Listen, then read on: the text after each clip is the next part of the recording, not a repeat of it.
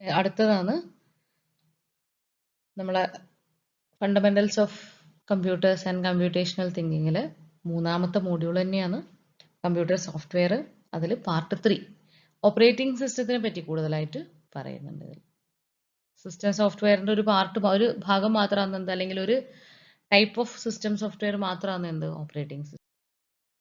അപ്പോൾ operating system എന്തിനാണെന്നാണ് ചോദിക്കുന്നത്. സിസ്റ്റത്തിന്റെ കോർ പാർട്ടാണ് എന്ത്, ഓപ്പറേറ്റിംഗ് സിസ്റ്റം. അപ്പോൾ ഹാർഡ്വെയറിന്റെയും സോഫ്റ്റ്വെയറിന്റെയും ഇന്ററാക്ഷൻ ആര് വേണം, ഓപ്പറേറ്റിംഗ് സിസ്റ്റം വേണം. അപ്പോൾ എല്ലാ റിസോഴ്സസുകളെയും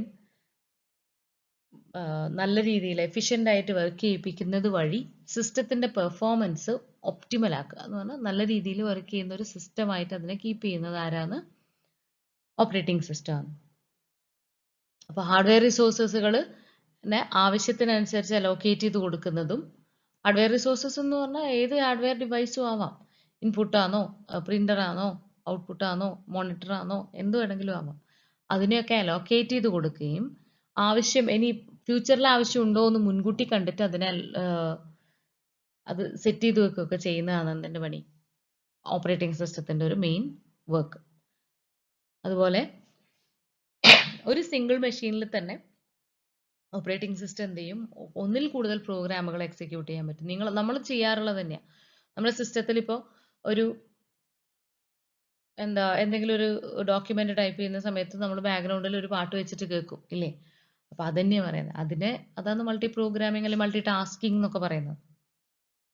ഒരു സിസ്റ്റത്തിൽ തന്നെ ഒന്ന് കൂടുതൽ ആപ്ലിക്കേഷനെ കൺകറന്റ്ലി റൺ ചെയ്യാന്ന് പറഞ്ഞാൽ ഒന്നിന്റെ കൂടെ അടുത്തതും വർക്ക് ചെയ്യും. പക്ഷെ നമുക്ക് തോന്നുമ്പോൾ എന്തായിരിക്കും, രണ്ടും ഒരേ സമയത്ത് വർക്ക് ചെയ്യുമ്പോൾ തോന്നും. അപ്പൊ ചെറിയൊരു ടൈം ഡിഫറൻസ് വെച്ചിട്ട് രണ്ടും എന്ത് ചെയ്തും ഷിഫ്റ്റ് ചെയ്തുകൊണ്ടേയിരിക്കും.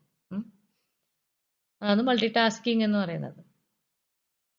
അതുപോലെ സിസ്റ്റത്തിന്റെ ക്യാപ്പബിലിറ്റീസ്, സിസ്റ്റത്തിനകത്ത് എന്തൊക്കെ ഫീച്ചേഴ്സ് ഉണ്ടോ അതിനെയൊക്കെ യൂട്ടിലൈസ് ചെയ്യുക, എഫിഷ്യൻ്റ് ആയിട്ട് യൂട്ടിലൈസ് ചെയ്യണമെങ്കിൽ ആരുടെ ഹെൽപ്പ് വേണം, ഓപ്പറേറ്റിംഗ് സിസ്റ്റത്തിന്റെ.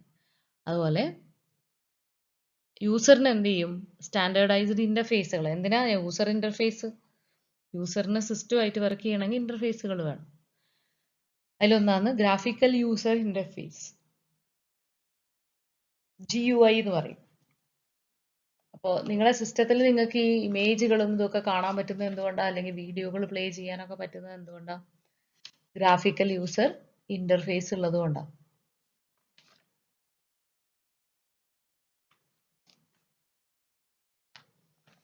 അതുപോലെയുള്ള ഒരു ഇന്റർഫേസ് ആണ് CLI, കമാൻഡ് ലൈൻ ഇന്റർഫേസ്. ഇവിടെ എന്താണെന്ന് വെച്ചാൽ users input commands to execute task. നമ്മൾ എന്തില്ല, ഗ്രാഫിക്സ് ഇല്ല. ഗ്രാഫിക്സ് ഉണ്ടെങ്കിൽ വെറുതെ നമ്മൾ എന്ത് ചെയ്താൽ മതി, ഫയലിന് ഫോൾഡറിന്റെ മുകളിലൊക്കെ നമ്മൾ പോയി ജസ്റ്റ് ക്ലിക്ക് ചെയ്യുമ്പോൾ അത് ഓപ്പൺ ആയി വരും അല്ലെ. വേർഡ് ഫയലാണെങ്കിൽ അത് ക്ലിക്ക് ചെയ്താൽ ഓപ്പൺ ആയി വരും, അങ്ങനെ വരും. പക്ഷെ കമാൻഡ് യൂസ് ചെയ്തിട്ട്, കമാൻഡ് കൊടുത്തിട്ട് ഓപ്പൺ ചെയ്യുക, ഓപ്പൺ അല്ലെങ്കിൽ CD ഡ്രൈവിലേക്ക് മൂവ് ചെയ്യാൻ, അതിനൊക്കെ നമ്മൾ കമാൻഡ്സ് ടൈപ്പ് ചെയ്ത് കൊടുക്കുക. അങ്ങനെ ചെയ്യുന്നതാണ് എന്ത്, CLI എന്ന് പറയുന്നത്. ഇതൊക്കെ പ്രൊവൈഡ് ചെയ്യുന്നത് ഓപ്പറേറ്റിംഗ് സിസ്റ്റം ആണ്. അതുപോലെ ഹാർഡ്വെയർ ഓപ്പറേഷനുകളുടെ കോംപ്ലക്സിറ്റികളൊന്നും നമുക്ക് കാണാൻ പറ്റില്ല അല്ലെ. അതിൻ്റെ ഉള്ളിൽ എന്താ നടക്കുന്നത് നമ്മൾ അറിയുന്നുണ്ടോ, ഇല്ല. അതിനെ മറച്ചു വെച്ചിട്ട്, അതിനെ അബ്സ്ട്രാക്ട് ചെയ്തിട്ട് നമ്മളെ ഫങ്ഷൻസിങ് മാത്രം നമുക്ക് പ്രൊവൈഡ് ചെയ്ത് തരുന്നത് ആരാണ്, ഓപ്പറേറ്റിംഗ് സിസ്റ്റം ആണ്. അതുപോലെ യൂസേഴ്സിന് യൂസർ ഫ്രണ്ട്ലി ആയിട്ടുള്ള ഒരു എൻവയോൺമെന്റ് പ്രൊവൈഡ് ചെയ്യുന്നതും ഓപ്പറേറ്റിംഗ് സിസ്റ്റത്തിന്റെ എസെൻഷ്യൽ ആയിട്ടുള്ള ടാസ്ക് ആണ്. ഇനി എന്താണ് ഇതും സെയിം ആണ്, നീഡ് ഫോർ ഓപ്പറേറ്റിംഗ് സിസ്റ്റവും ഇതൊക്കെ ഓൾമോസ്റ്റ് എല്ലാം ഒന്ന് തന്നെയാണ്. ഇവിടെയും സെയിം കാര്യങ്ങളാണ് പറയുന്നത്. ഹാർഡ്വെയർ റിസോഴ്സസുകൾ സോഫ്റ്റ്വെയർ ആപ്ലിക്കേഷനുമായിട്ട് മീഡിയേറ്റർ ആയിട്ട് വർക്ക് ചെയ്യും ഓപ്പറേറ്റിംഗ് സിസ്റ്റം. അതുപോലെ ആവശ്യത്തിനനുസരിച്ച് ഓരോ പ്രോസസ്സുകൾക്കും പ്രോഗ്രാമുകൾക്കും എല്ലാത്തിനും ആവശ്യമുള്ള മെമ്മറി ആണെങ്കിൽ മെമ്മറി, റിസോഴ്സസ് എന്ന് പറഞ്ഞാൽ മെമ്മറി ആവാം, ഇൻപുട്ട് ഔട്ട്പുട്ട് ആവാം, ഡിവൈസുകൾ പെരിഫറൽ ഡിവൈസുകൾ ആവാം, എന്തും ആവാം. അതിനെയൊക്കെ അലോക്കേറ്റ് ചെയ്ത് കൊടുക്കും ആര്, ഓപ്പറേറ്റിംഗ് സിസ്റ്റം. അതുപോലെ ഈ റിസോഴ്സസിനെ ഏറ്റവും എഫിഷ്യൻ്റ് ആയിട്ട് വേണം യൂസ് ചെയ്യാൻ. എന്ന് പറഞ്ഞാൽ ഒരു സിസ്റ്റം നല്ല ബിസി ആയിട്ട് വർക്ക് ചെയ്യുന്ന സമയത്ത് വെറുതെ ഐഡിയൽ ആയിട്ട് കിടക്കുന്ന, ആവശ്യമുണ്ടായിട്ടും അലോക്കേറ്റ് ചെയ്യാൻ പറ്റാത്ത ഡിവൈസുകൾ, അങ്ങനത്തെ ഒരു കേസൊന്നും എന്തിൽ വരില്ല, ഓപ്പറേറ്റിംഗ് സിസ്റ്റത്തിന്റെ ഇതിൽ വരില്ല. ഓപ്പറേറ്റിംഗ് സിസ്റ്റം വളരെ വ്യക്തമായിട്ട് നോക്കും ഓരോ ഡിവൈസും എപ്പോഴാണ് ആവശ്യം, ആർക്കൊക്കെയാണ് ആവശ്യം, എങ്ങനെ ഈ ഡിവൈസുകൾ അലോക്കേറ്റ് ചെയ്ത് കൊടുക്കുന്നതാണ് ഏറ്റവും എഫിഷ്യൻ്റ് ആയിട്ട് വർക്ക് ചെയ്യാൻ പറ്റുന്നത്. വെറുതെ ഒരു സിസ്റ്റവും ഇരിക്കാൻ പാടില്ല. വെറുതെ ഒരു കോമ്പണൻറ്റും ഇരിക്കാതെ എല്ലാത്തിനും എപ്പോഴും വർക്ക് ചെയ്ത് പണി കൊടുത്തുകൊണ്ടേ ഇരിക്കുക. മനസ്സിലാകുന്നുണ്ടോ? അതൊക്കെ മാനേജ് ചെയ്യുന്ന ആളാണ് ആര്? Operating system. അതുപോലെ അബ്സ്ട്രാക്റ്റ് ഈ ഹാർഡ്വെയർ ആയിട്ട് നമ്മൾ ഇന്ററാക്ട് ചെയ്യുന്ന സമയത്ത് നമ്മൾ എന്ത് ചെയ്യില്ല, അതിന്റെ കോംപ്ലക്സിറ്റികൾ ഹൈഡ് ചെയ്ത് വെക്കും. അതും ആരുടെ പണിയാണ്? ഓപ്പറേറ്റിംഗ് സിസ്റ്റത്തിന്റെ. നമ്മൾ പ്രാവശ്യം പറഞ്ഞതാണ്. അതുപോലെ ആപ്ലിക്കേഷൻ പ്രോഗ്രാമുകളൊക്കെ എക്സിക്യൂട്ട് ചെയ്യണമെന്നുള്ള പ്ലാറ്റ്ഫോം കൊടുക്കുന്നതും ഓപ്പറേറ്റിംഗ് സിസ്റ്റമാണ്. ഇനി ടാസ്ക് ഷെഡ്യൂളിംഗ് എന്ന് പറഞ്ഞാൽ കുറേ ടാസ്കുകൾ ഉണ്ടാവും സിസ്റ്റത്തിന് ചെയ്യാൻ. നമ്മളിവിടെ ഇരുന്ന് ഒരു ആപ്ലിക്കേഷൻ ഓപ്പൺ ചെയ്യുക, അല്ലെങ്കിൽ 2-3 ആപ്ലിക്കേഷൻ ഓപ്പൺ ചെയ്യുന്നു, ഒരേ സമയത്ത് നമ്മൾ എല്ലാത്തിലും വർക്ക് ചെയ്യുന്നു, കുറച്ച് 3 പ്രോഗ്രാമൊക്കെ ഒരുമിച്ച്, ഒരു 3 ആപ്ലിക്കേഷൻസ് ഒരുമിച്ച് ഓപ്പൺ ചെയ്ത് വർക്ക് ചെയ്യുകയൊക്കെ ചെയ്യുന്ന സമയത്ത് അവിടെയൊക്കെ ടാസ്കുകൾ വരും. ഒന്ന് കൂടുതൽ ടാസ്ക് അത് ഷെഡ്യൂൾ ചെയ്യും. ഏത് ടാസ്ക് ആദ്യം ചെയ്യണം, ഏതാണ് ഇമ്പോർട്ടൻ്റ് ആയിട്ടുള്ള ടാസ്ക്, ഏതാന്ന് മാറ്റി വെക്കാൻ പറ്റുന്ന ടാസ്ക്, അങ്ങനെയൊക്കെ നോക്കിയിട്ട് അതിനെയൊക്കെ ഹാൻഡിൽ ചെയ്യുന്ന ആളാണ് ആര്? Operating system.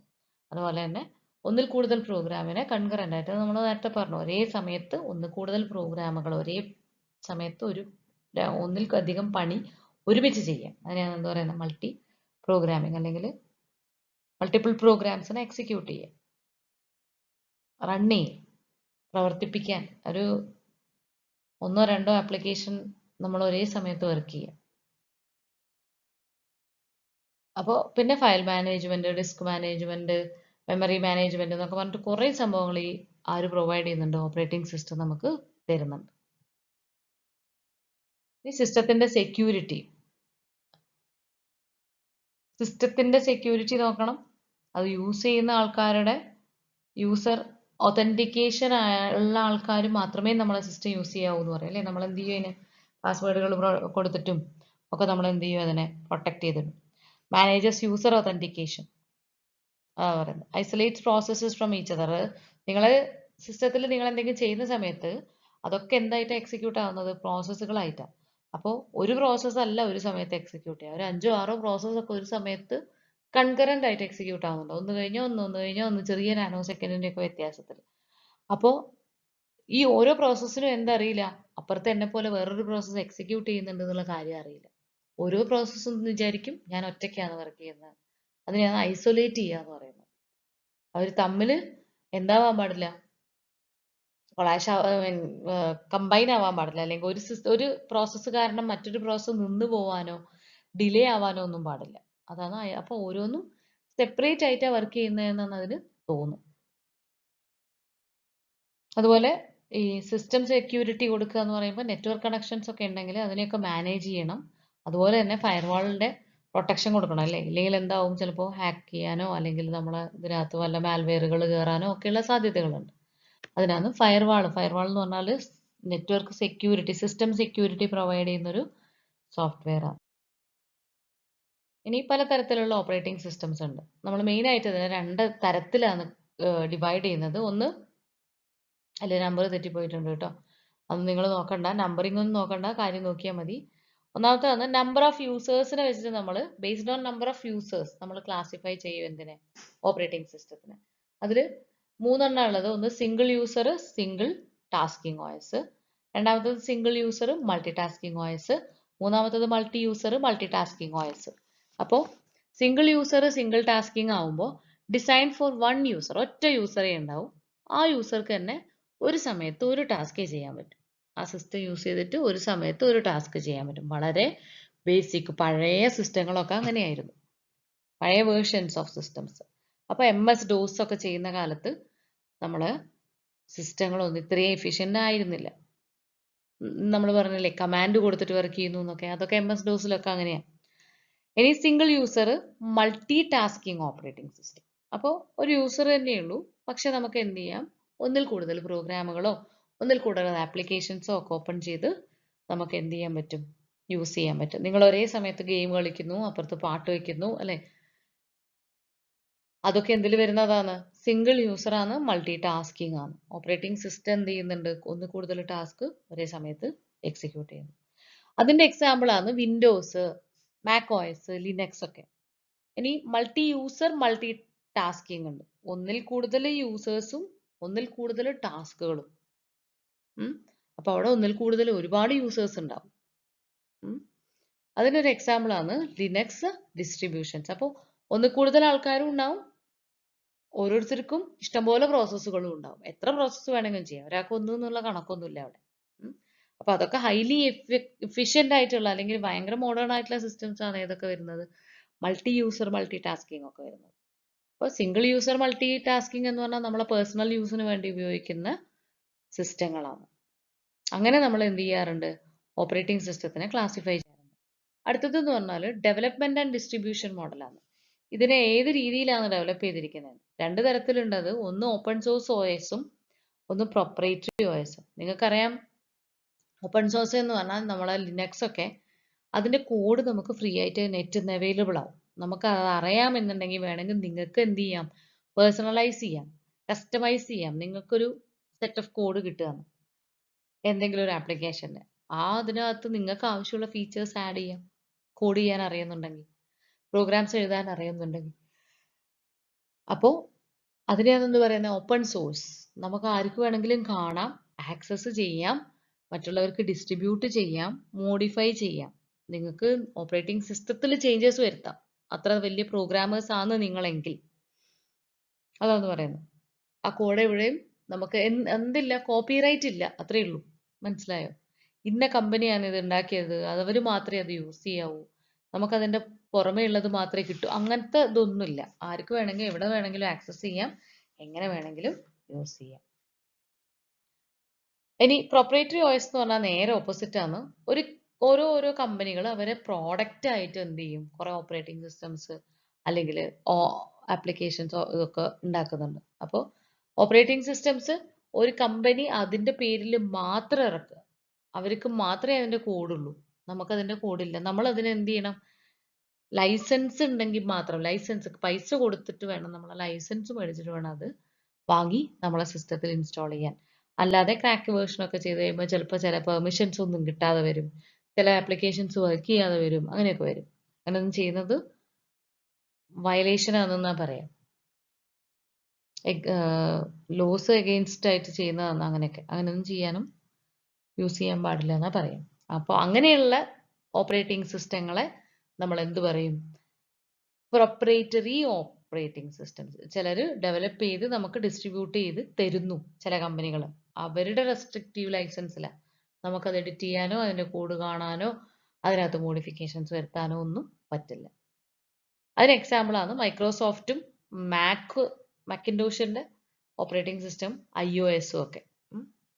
ഇവരുടെ എല്ലാ പ്രോഡക്റ്റുകളും അങ്ങനെയാണ്. ഇപ്പോൾ വേർഡിന്റെ ഒക്കെ ആണെങ്കിൽ അതിൻ്റെ ഒന്നും കോഡുകൾ നമുക്ക് പറ്റില്ല, നമ്മൾ പൈസ കൊടുത്ത് മേടിച്ചിട്ട് വേണം ഇൻസ്റ്റാൾ ചെയ്യാൻ. ഇത് അങ്ങനെയാണ് അതിന്റെ റിയൽ ആയിട്ടുള്ള വഴി, മെത്തേഡ്. അങ്ങനെ ചെയ്യാവൂന്ന പറയാം.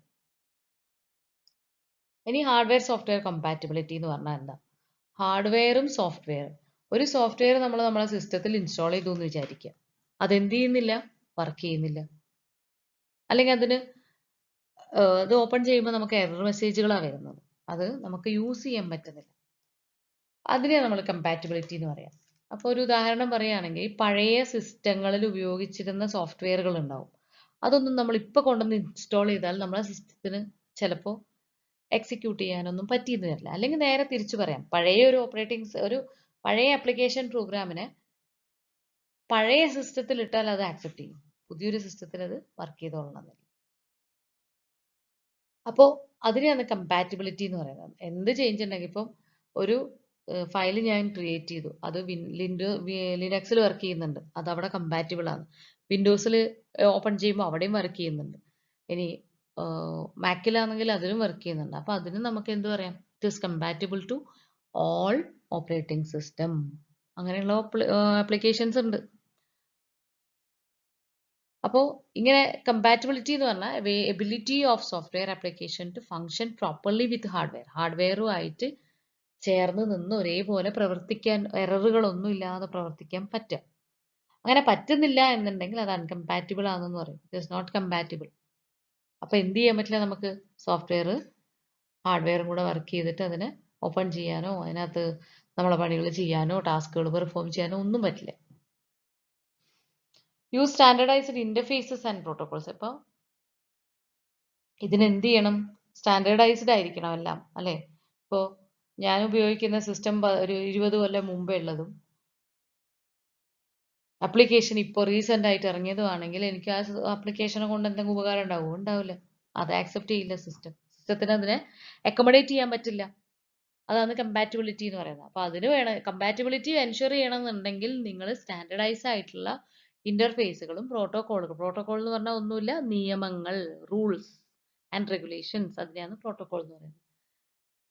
അപ്പോൾ എല്ലാവരും നമ്മൾ സ്റ്റാൻഡർഡൈസ്ഡ് ആവുക എന്ന് പറഞ്ഞാൽ എന്താ? നമ്മളിപ്പം ഫിസിക്സിലൊക്കെ പഠിക്കുന്നില്ലേ സ്റ്റാൻഡേർഡ് യൂണിറ്റുകൾ, അതുപോലെ അതെന്താ? രാജ്യം മുഴുവൻ, ലോകം മുഴുവൻ അംഗീകരിച്ച ചില വാല്യൂസ്, അല്ലെ? ചില മെഷർമെന്റുകൾ. ഇപ്പൊ ലെങ്ത്, കിലോമീറ്റർ, മീറ്റർ എന്നൊക്കെ പറയുന്നില്ലേ? അതുപോലെ നമ്മൾ യൂസ് ചെയ്യുന്ന ഇന്റർഫേസുകളും പ്രോട്ടോകോളുകളും ഒക്കെ എല്ലാവരും ഒരേ സ്റ്റാൻഡർഡൈസ്ഡ് ആയിട്ടുള്ള സാധനം യൂസ് ചെയ്യുമ്പോൾ ആർക്കും എന്ത് പ്രശ്നം വരില്ല? കമ്പാറ്റബിലിറ്റിന്റെ പ്രശ്നം വരില്ല. മനസ്സിലായോ? അതുപോലെ തന്നെ ഹാർഡ്വെയർ സോഫ്റ്റ്വെയർ കമ്പാറ്റബിലിറ്റി ചെക്ക് ചെയ്യുന്ന അതുപോലെ തന്നെ നമ്മൾ അതിന്റെ പെർഫോമൻസ്, ഒരു സോഫ്റ്റ്വെയർ ഉണ്ടാക്കി കഴിഞ്ഞാൽ അതിന്റെ പെർഫോമൻസ്, ഓപ്പറേറ്റിംഗ് സിസ്റ്റം ആയാലും എന്ത് സോഫ്റ്റ്വെയർ ആയാലും നമുക്ക് ടെസ്റ്റിംഗ് ആൻഡ് വാലിഡേഷൻ മസ്റ്റ് ആണ്. ആ ചെക്ക് ചെയ്ത് നോക്കണം നമ്മൾ ഉണ്ടാക്കിയ സംഭവം എത്രത്തോളം വർക്ക് ചെയ്യുന്നുണ്ട്, നമുക്ക് ആവശ്യമുള്ള എല്ലാ ഫെസിലിറ്റിയും അതിലുണ്ടോ, ഇനി അതിൽ കൂടുതലായിട്ട് എന്തെങ്കിലും ആഡ് ചെയ്യാനുണ്ടോ, അത് നമ്മൾ ഉദ്ദേശിച്ച റിസൾട്ട് തന്നെയാണോ തരുന്നത്, അതിനെയാണ് വാലിഡേഷൻ എന്നൊക്കെ പറയുന്നത്. ഫംഗ്ഷൻ സ്റ്റേബിൾ ആണോ, അല്ലെ? നമ്മൾ കൊടുക്കുന്ന ഏത് ഇൻപുട്ട് കൊടുത്താലും അത് അതിന് കറസ്പോണ്ടിങ് ആയിട്ട് ഇത് കിട്ടുന്നുണ്ടോ, റെസ്പോൺസ് കിട്ടുന്നുണ്ടോ, അങ്ങനെയൊക്കെ നോക്കുന്നതിനെയാണ് ടെസ്റ്റിംഗ് ആൻഡ് വാലിഡേഷൻ. ഇത് ചെയ്തതിന് ശേഷം, അല്ലെങ്കിൽ ഇപ്പൊ ഞാനൊരു ആപ്ലിക്കേഷൻ ഉണ്ടാക്കി, അത് ആൻഡ്രോയിഡ് അല്ലെങ്കിൽ iOS വർക്ക് ചെയ്യില്ല. അപ്പൊ പിന്നെ അങ്ങനെ ഒരു ആപ്ലിക്കേഷൻ കൊണ്ട് എന്താ ഉപകാരം? അപ്പൊ അവിടെ നമുക്ക് പറയാം ആപ്ലിക്കേഷൻ എന്തിൽ കമ്പാറ്റബിൾ അല്ല, iOS എന്ന് പറയുന്ന ഓപ്പറേറ്റിംഗ് സിസ്റ്റത്തിൽ കമ്പാറ്റബിൾ അല്ല, ആക്സസ് ചെയ്യാൻ പറ്റില്ല. നിങ്ങൾ ഈ വേർഡിനെ എടുത്തിട്ട് ഉബണ്ടുവിൽ ഇൻസ്റ്റാൾ ചെയ്തോ അല്ലെങ്കിൽ മാക്കിൽ ഇൻസ്റ്റാൾ ചെയ്ത് നോക്കൂ, അത് ചിലപ്പോൾ ഇൻസ്റ്റാൾ ആവുന്നുണ്ടാവില്ല. എന്താണ് മൈക്രോസോഫ്റ്റ് വേർഡ് എന്ന് പറയുന്നത് മൈക്രോസോഫ്റ്റിന്റെ ഓപ്പറേറ്റിംഗ് സിസ്റ്റത്തിൽ മാത്രം കമ്പാറ്റബിൾ ആവുന്നതാണ്. അതിന് മാത്രമേ അതിനെ ഓപ്പൺ ചെയ്യാനോ അതിൽ വർക്ക് ചെയ്യാനും പറ്റൂ. മനസ്സിലായോ? അതാണ് കമ്പാറ്റബിലിറ്റി. അപ്പൊ അത് എങ്ങനെയാണ് കമ്പാറ്റബിലിറ്റി ചെക്ക് ചെയ്യുന്നത്? തറവായിട്ട് നമ്മൾ അതിനെ ചെക്ക് ചെയ്തുകൊണ്ടേയിരിക്കും. ഒരു ആപ്ലിക്കേഷനോ ഓരോ ഓപ്പറേറ്റിംഗ് സിസ്റ്റം ഉണ്ടാക്കി കഴിഞ്ഞാൽ നമ്മൾ അതിനെ കണ്ടിന്യൂസ് ആയിട്ട് കുറേ പ്രാവശ്യം ചെക്ക് ചെയ്യും, അതിന്റെ ഫംഗ്ഷനാലിറ്റി ഒക്കെ. എന്തെങ്കിലും ഒരു പ്രശ്നം കാണുകയാണെങ്കിൽ അത് സോൾവ് ചെയ്തതിന് ശേഷം മാത്രമേ മുന്നോട്ടേക്ക് പോകൂ.